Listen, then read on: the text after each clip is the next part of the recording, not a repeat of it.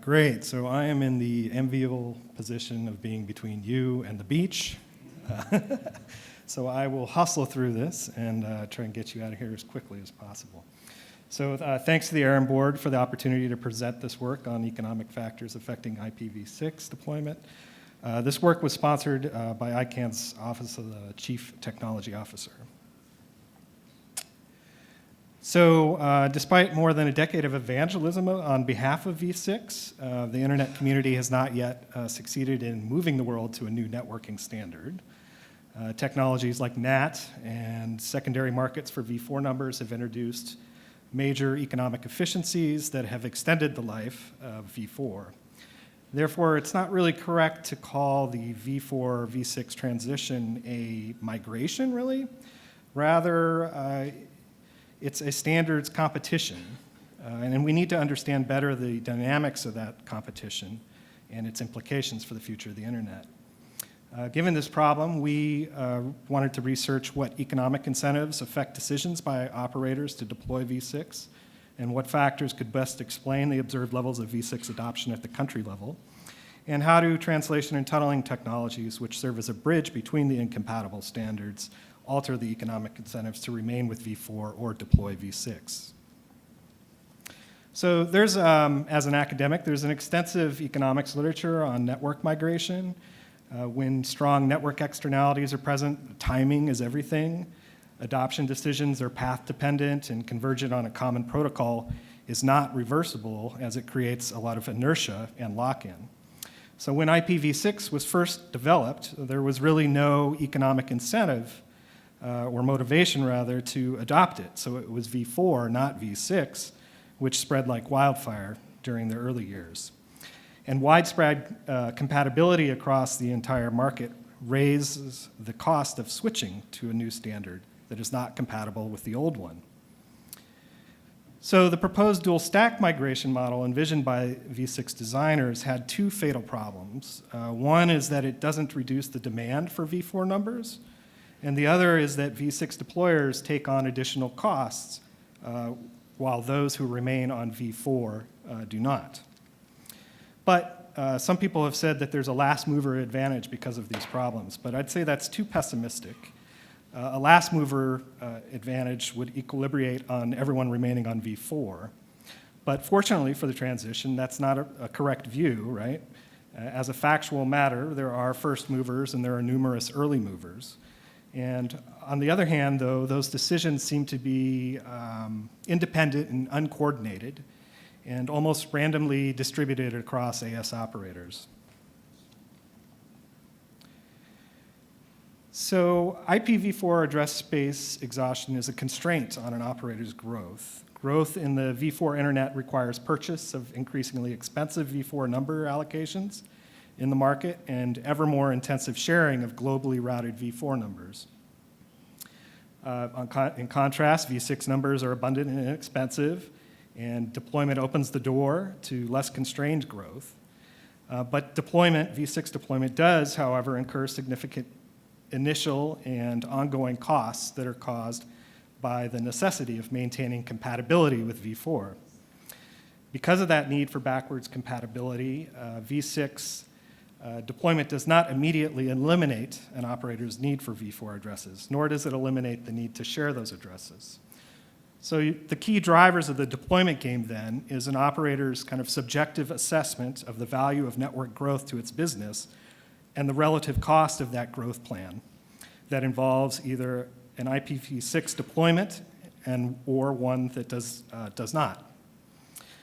For a network that does decide to deploy v6, this cost of growth is a function of the initial cost to deploy, the infrastructure investments, the coding, the learning. Most of these are one-off in a single time period, although for larger networks they can be distributed over time in different parts of the network, plus the cost of compatibility to maintain backwards compatibility with the v4 internet, including NAT translation or tunneling infrastructure, and the cost of running a duplicate protocol, and the cost of discovering and fixing things that are caused by the v6 deployment. Plus the negligible cost of v6 numbers. For the network that does not deploy v6, the cost of growth is a function of extending the use of V4 by operating NAT facilities, plus the cost of acquiring additional addresses in the market. So you guys are probably familiar with this. It's data from the well-known APNIC measurement system that calculates for each economy and autonomous system a percentage of user populations that have the capability to use V6 or prefer V6 connections. In the aggregate view, the data does not really indicate that V6 is being ignored, but it also does not indicate that a technology is following a normal diffusion curve. In many respects, aggregation of all the world's networks into one graph or trend line is pretty misleading. For instance, when you drill down to the regional level, you see cases where more economically developed regions have higher adoption. In 2018, the Americas had stood at about 29%, and Africa at about 1%. And there's even variance between economically developed regions. For instance, the same time period, Europe was at about 15%, about half of North America. Asia was at about 17%, and Oceania at about 15%. To better understand adoption, we collected the average V6 capability measurements from APNIC for 215 economies across a similar 120-day period during 2015, 16, and 17. And we validated that data against Akamai data. They've also taken V6 measurements and found it to be strongly correlated. From that data, we looked at 90-day smoothed averages, and we identified countries with over 5% measured V6 capability in any one of the 3 years of the study. And this figure shows these economies by growth trends that we observed. So the vast majority, or about 80%, had no appreciable deployment. That is, they remained at or below 5%. The next largest group were economies with increasing levels of V6 capability, and that was about 12% of the countries. These economies were located around the world. The next largest group, at about 8%, exhibited plateaus in deployment, with V6 capability stopping at levels anywhere between about 5 and 60%, or actually 9 and 60%. That group included numerous mature European economies, as well as countries in other regions: Australia, Canada, Vietnam, Ecuador, Peru. But the most accurate picture of V6 deployment comes from looking at adoption levels of individual ASs operating in the same market on a disaggregated basis. This figure here shows V6 deployment for the top 4 ASs in a national market according to the samples collected by the APNIC system, which is a rough proxy for market share, using the same measurement methodology that I spoke of earlier. In the US and New Zealand, what appeared to be gradual country-wide increases are revealed to be plateaus for earlier adopters, which are then joined by new deployments by other operators. Note in New Zealand, one of the top 4 ASs has not deployed V6 at all. And the earliest and most extensive deployer is a mobile operator that has plateaued around 50%.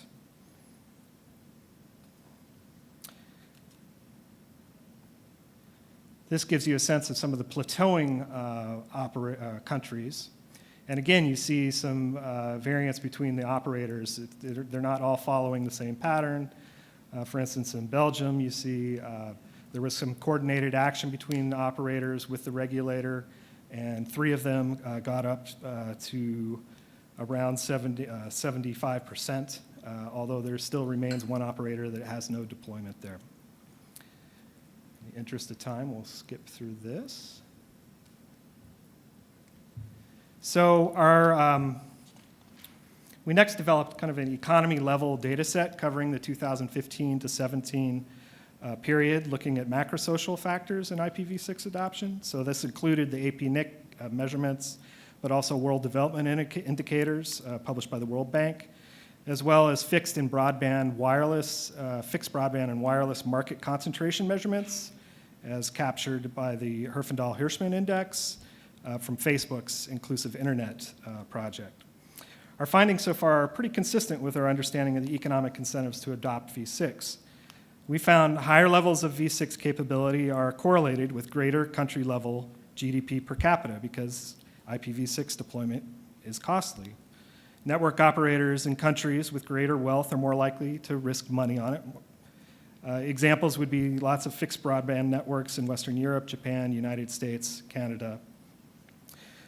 We also found higher country-level V6 capability rates were correlated with lower levels of concentration in wireless and broadband markets. This is not as straightforward to interpret, but it does seem intuitive. A market with more players increases the likelihood that one of the firms will make a random decision to deploy V6. And a less concentrated market is also more likely to permit new firms with no legacy infrastructure for whom the cost of a V6 deployment is not much different than the cost of a V4 deployment. So supply of V4 numbers plays a great role in the V4, V6 standards competition. The prospect of what some engineers called IPv4 runout was one of the main reasons for developing the V6 standard in the first place. From an economic point of view, however, those resources don't just run out. Instead, as the supply diminishes, they become increasingly expensive, and consumption patterns adapt to the scarcity with greater conservation and new forms of substitution. And network operators have adapted to this tighter supply in two ways, one by using NAT, and the other adaptation is the secondary market. Now, the incentives provided by the secondary market have led to the identification of millions of unused and underutilized V4 numbers by brokers and exchanges, and we see evidence of that in the adaptation in the V4 market data. We see evidence of the adaptation. So reviewing the limited publicly available data that's out there for pricing, we see the median price per address has doubled in 4 years from around 8 in 2014 to 17 in 2018. And as one would expect, the range has narrowed as the market matured and initial kind of uncertainties about the values of addresses, the value of those addresses were resolved. And we corroborated these price trends with interviews with other address brokers. These you saw this morning, so we'll skip that. The only thing I would mention in this is total addresses transferred. That this kind of leveling off that we see in the amount of addresses transferred per year corresponds, to the steady rise of prices and possibly indicates that supplies of untapped V4 numbers blocks are no longer expanding. It's speculation, though.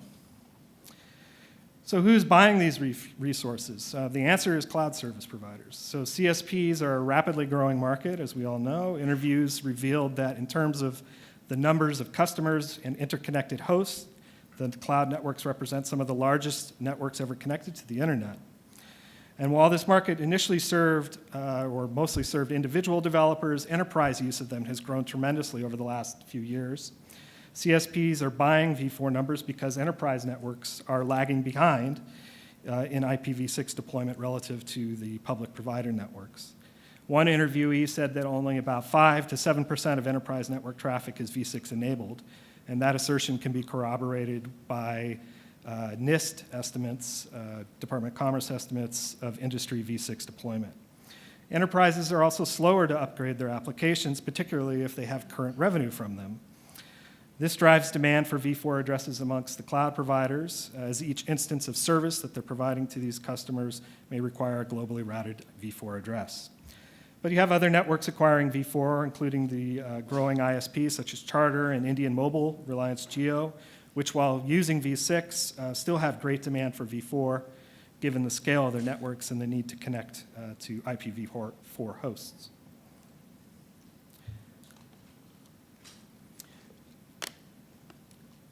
So we next modeled how an operator's requirements for globally routable V4 addresses over a 15-year period are affected under two transition cases, both dual stack and conversion, specifically 464 XLAT. In both cases, we assumed conservative carrier-grade NAT configuration values based on equipment provider manuals, RFCs, this type of information. The model allows us to explore the way that operators' need for V4 addresses is affected by the various subscriber baseline values and growth rates in those subscribers, as well as the baseline value and growth of IPv6 capability in the operator's traffic matrix ratio at their gateway. This provides insight into how v4 address scarcity might create some incentives to deploy v6. Now, as we discuss the model, it's important to keep in mind that the reasonableness of the assumptions regarding growth in network size and the shift in the v6 ratio vary obviously across each of the 60,000 plus ASs. Operator diversity means that any number of outcomes could be possible. Decisions regarding v4 address acquisition and v6 deployment take place on an individual operator basis and will reflect that diversity in conditions and incentives. The best we can do is show some various scenarios and discuss their implications for the transition. So here we're showing a large mobile network with a fast subscriber growth rate of optimistic 15% per year, coupled with a slower 5% annual shift in the traffic ratio toward v6. The levels of v6 traffic are assumed to start around 44%, which is the number observed in the United States. These assumptions produce an inflection point after about 10 years where the network's technical requirements for v4 addresses starts to decline. This happens when the traffic ratio is near 74% v6. If the subscriber growth rate were lower, then the inflection point occurs earlier. That is, it shifts to the left on the x-axis at a lower v6, v4 traffic ratio. Now, the model is also sensitive to the specific patterns of growth that I had mentioned. Growth could be either linear, accelerating, plateauing, follow an S-curve. So for example, if the subscriber growth rate slows down and it starts to plateau after about 7 or 8 years, and the IPv6 traffic ratio follows a more rapid S-curve in growth pattern, the operator's need for v4 numbers starts to decline after only 4 years and approaches 0 after 15. However, a different set of assumptions for a different type of network tells a very different story. This figure shows a small enterprise network that only has 10,000 users and grows only 2% a year. The traffic ratio shifts towards IPv6 at the linear rate of 4% a year, but since the enterprise is located in an older legacy environment, software and hardware environment, the starting point for v6 traffic ratio is set at 22% rather than 44%. In this case, the implementation of v6 doesn't do anything for the operator. Its v4 number requirements increase modestly whether or not it implements v6, so the additional expenses for deploying it really wouldn't reduce its demand for v4 addresses by a worthwhile amount. And while its v4 number requirements would also increase without v6, the small scale of the network means that the additional numbers that are needed, only about 1,000 to 1,500, would not be that expensive or hard to come by. At worst, NAT could be tweaked to stretch their address assignments further. In general, for smaller scale networks, the gains from v6 deployment don't appear to justify the expenses. For such networks, it makes sense to continue to extend v4. Not until the market value of those addresses held by the network exceeds the enterprise's cost of transitioning to v6 would there really be an economic incentive for them to change. However, not all enterprises own their v4 addresses, and in those cases, there may be pressure to shift from an upstream service provider.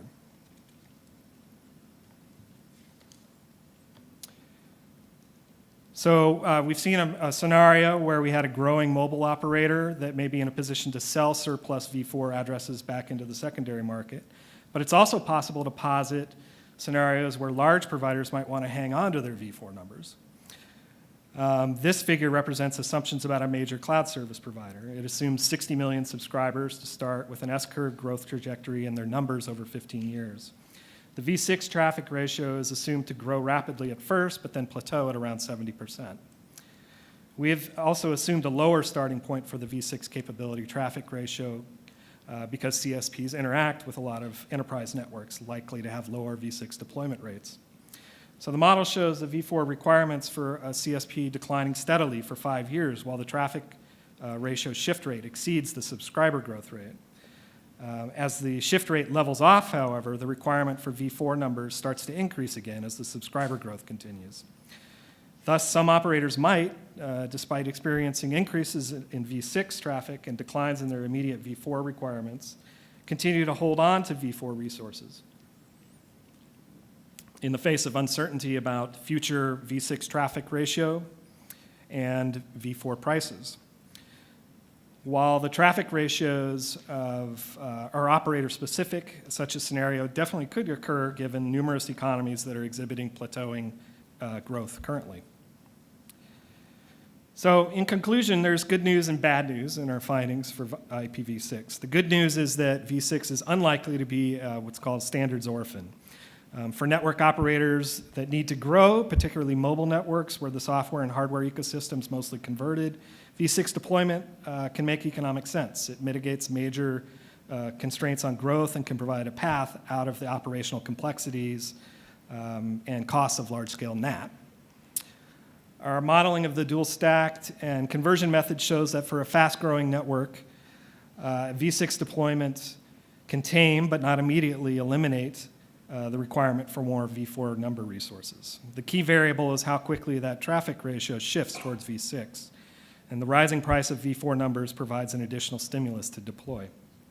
The bad news is that the need for deployers to maintain backwards compatibility with non-deployers eliminates many of the network effects that would create pressure to convert to v6. Additional bad news is that many enterprise networks don't need to grow much, or maybe still lodged in slower moving hardware and software ecosystems tied to v4. Another issue that emerged from our modeling exercise was that once the IPv6 only traffic ratio among v6 deployers reaches a certain level, their v4 address requirements start to decline. Now, these operators, in theory, could therefore release v4 addresses into the market, and that would alleviate the shortages and facilitate continued low levels of growth for legacy v4 networks. So given this complexity, it's hard to, and the number of independent actors and the different scenarios that they're facing, it's hard to posit scenarios that lead to kind of global convergence on v6 within 20 years. And it makes sense to consider the implications of what a mixed world means, right? Including the architectural, economic, and policy implications of a mixed world. Thanks.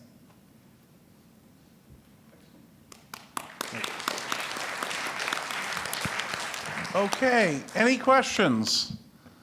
We just learned we're going to be looking at v4 for a while. Sorry. Lots of opportunity for new policies. So any questions? Sure, last chance? Yeah, it is kind of harsh being between here and the beach. It is. Okay, thank you for coming, Brendan. Thank you for the study. Yeah, no worries. Thanks, John.